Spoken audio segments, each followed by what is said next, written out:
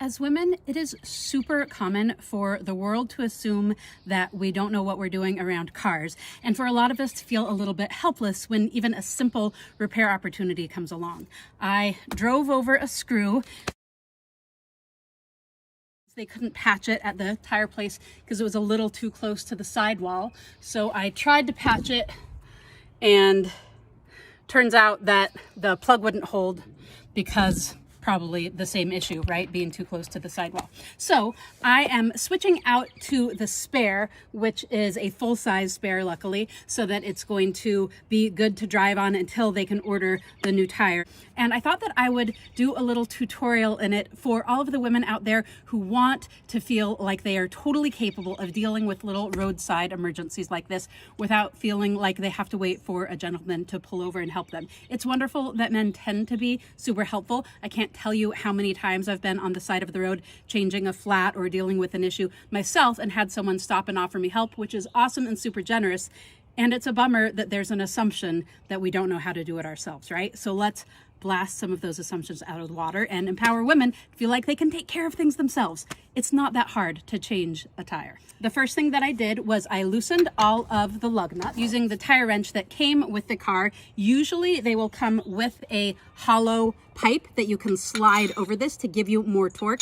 The further out you pull it, the more torque you're gonna have. It's basically a lever, right? So the longer the lever, the more pressure you're putting down here, but it gets unstable if it's really far out because this is just seated in it. So it gives you a little bit of control, but just know that if you do it too far out, then it's gonna be hard to get it to stay, and you're potentially going to have it slide off.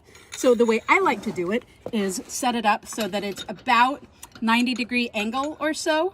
Let's see.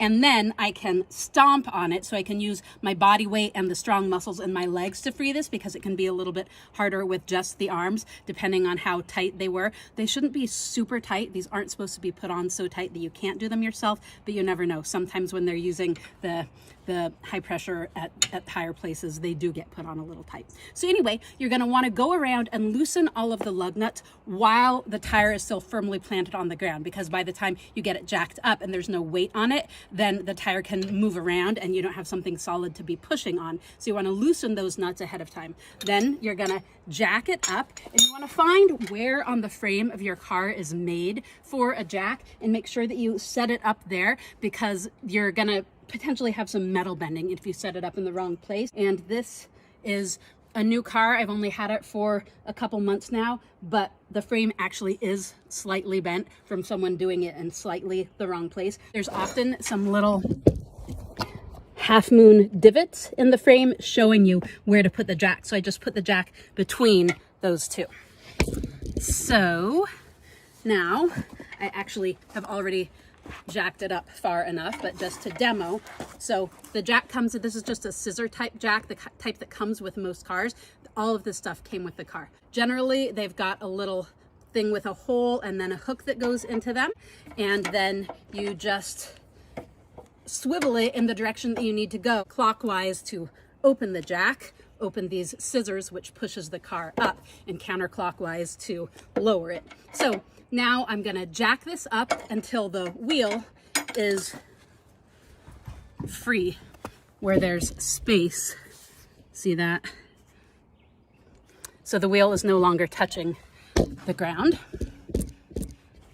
So now I'm gonna take the nuts out all the way, and generally when you're putting on lug nuts, you are going to do them one slightly screwed down and then the opposite one, and then go around in kind of a star pattern. And as you start to loosen some, so I'm actually going to do these bottom ones first. The tire is going to be moving, right? It's not going to be coming off parallel, so we want to leave the top one on because all its weight is going to be dangling from that one. We don't want it dangling from the bottom nuts. I'm kind of pushing the tire back so that it's lying parallel, otherwise it puts weird pressure on the nuts.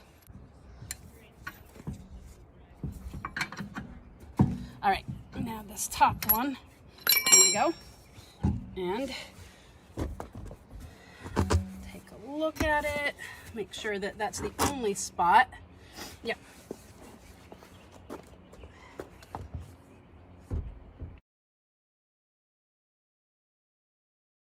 Checking the pressure on this one. So it is about 45 psi, which is actually a lot higher than I want. So that's probably why it's not fitting in. So tire gauge, good to always have on hand, because the ones in the tire places at most service stations, gas stations, that kind of thing, at real tire places, of course it's going to be accurate, but at gas stations usually not. So carry your own. You check the pressure by putting it over the valve stem, and then it's going to push this little meter out to show you the pressure, and then you release the pressure using this little nubbin on the back.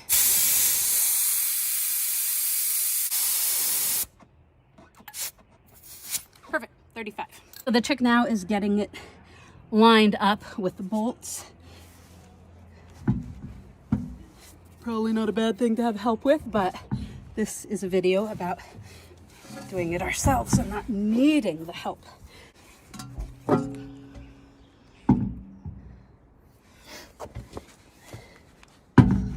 All right. Okay, so now I'm getting the lug nuts on there, and you see I'm doing one a little bit, and then another a few turns, and then another a few turns, and that way I'm keeping it at the right angle to the wheelbase as I go. And then once I've got them all on, then I'm going to, oh, nice grease smudges. Yes, looking like a proper grease monkey. I've really achieved something. All right, so now I'm gonna go around and tighten just a few turns, the first one, and then go opposite that and a few more turns, and now keep working around, as I said, in a star pattern, right? And then once I've got it on there pretty good and it's time to really tighten it, then I'm gonna lower it back down so that, again, the tire is actually touching the ground, so it's gonna stay in place, and then it'll give me the ability to tighten a little bit more. And that's gonna be the nice final tightening. Just gonna do hand tight. You really don't wanna go too far. Okay, so that's pretty good. Now I'm gonna lower it, counterclockwise to lower it. The more parallel you can hold this, the easier it is to do. But of course, as you get closer to the ground, that gets harder. But as soon as the weight of the vehicle is off the jack, I can pull it out and do it somewhere else. Not right out of the car. Not quite there yet.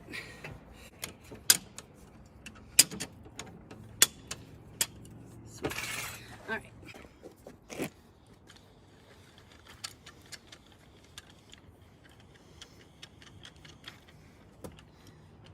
Raising it up like that helps.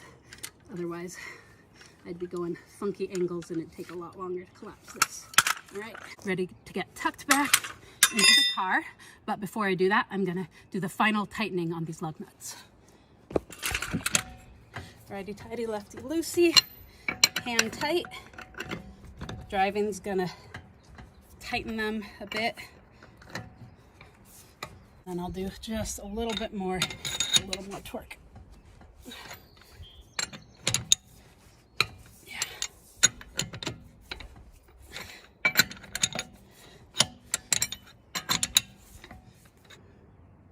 So there you have it. Quick and easy tutorial for those who are less mechanically inclined. Super easy. Most folks have plenty of strength to do it. Most of the tools are in your car. Check your car to make sure that you have all of the tools on hand. And if your car doesn't have the pieces anymore, really good idea to have those. But nice to know that you can take care of such things on your own without having to wait for a tow truck or a friendly person to help you, particularly if you spend a lot of time places where you're out of cell reception, which is true for me. So get out there, drive safe, and enjoy knowing that you too can change a tire pretty easy.